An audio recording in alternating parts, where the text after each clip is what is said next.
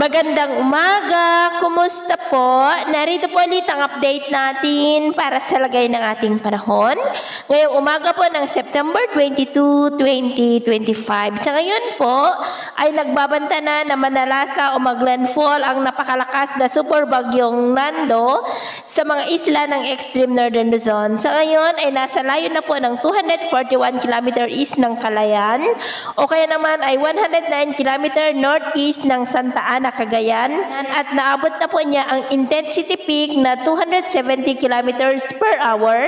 Base po yan sa datos ng JMA. Kumikilos na po yan pakanluran at nagbabanta na natatama mamayang hapon dyan sa may Calayan at apektado rin ang malaking bahagi ng Northern Luzon at apektado po rin ang habagat ang Central Luzon, Southern Luzon at Visayas na hinihila po ng bagyo.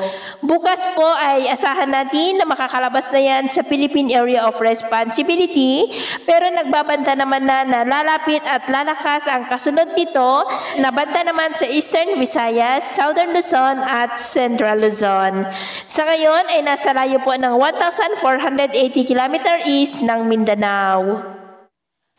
At dahil po kay Bagyong Nando ay nakataas ngayon ang Tropical Cyclone Wind Signal number 3 sa may Batanes, Babuyan Islands, and the northeastern portion ng mainland Cagayan sa may Santa Ana. Signal number 2 sa nalalabing bahagi ng Cagayan, the northern and eastern portions ng Isabela sa may San Mariano, Ilagan City, Tumawini, Cabagan, Palanan, Divilacan, Maconacon, San Pablo, Santa Maria, Santo Tomas, Delfin Albano, Quezon, Quirino, Malig, Rojas, Gamu, Burgos, maging sa may Apayao, Abra, Kalinga, the eastern portion ng Mountain Province, sa may Paracelis, Natonin, Barlig, Sadanga, ganun din sa may Ilocos Norte and the northern portion ng Ilocos Sur, sa may Kabugao, Sinait, San Juan, Magsingal, Santo Domingo, Bantay, San Ildefonso, San Vicente, Santa Catalina, City of Vigan, Kawayan, Santa, Nagbukel, Narvacan, Santa Maria, San Emilio, Burgos, Santiago, Esteban, Lidlida at Banayoyo. Signal number 1 sa nalalabing bahagi ng Isabela, Quirino, Nueva Vizcaya, nalalabing bahagi ng Mountain Province, Ifugao, Benguet, nalalabing bahagi ng Ilocos Sur, La Union, Pangasinan,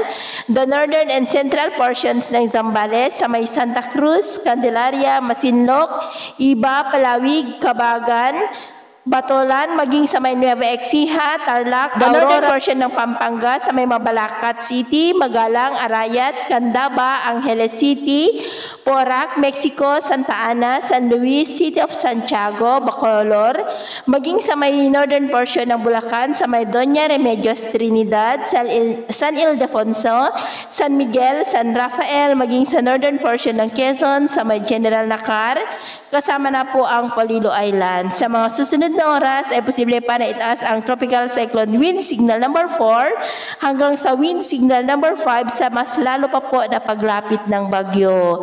Ay asahan naman natin na sisikat ang araw sa ilang bahagi ng ating bansa, lalo na sa ilang bahagi ng Visayas at Mindanao. Pero dahil sa trough ng bagyo at ng habagat ay masungit ang panahon sa malaking bahagi ng Luzon at cloudy skies with isolated rains naman sa may Central Luzon, Southern Luzon at western section ng Visayas.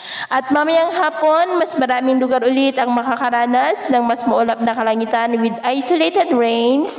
Kaya mag-ingat po tayo sa mga banta ng mapagbaha at pagguho ng lupa. At sa atin naman pong mga baybayin, dahil sa bagyo ay iwasan na muna natin ang papalaot sa mga baybayin ng Batanes, Babuyan Islands, Cagayan Seaboard, Ilocos Norte, Isabela, Aurora, Polillo Island, Northern Seaboard ng Camarines Sur, at Eastern Seaboard po ng Catanduanes dahil ang mga alon po dyan ay posible na aabot hanggang sa 4 to 14 meters height. So, ito po na latest update natin sa araw na ito. At ako pumuli si James na nagsasabing sa kahit na pagsubok po na darating sa ating buhay, huwag na huwag po tayong mawawalan ng pag-asa. Thank you and God bless!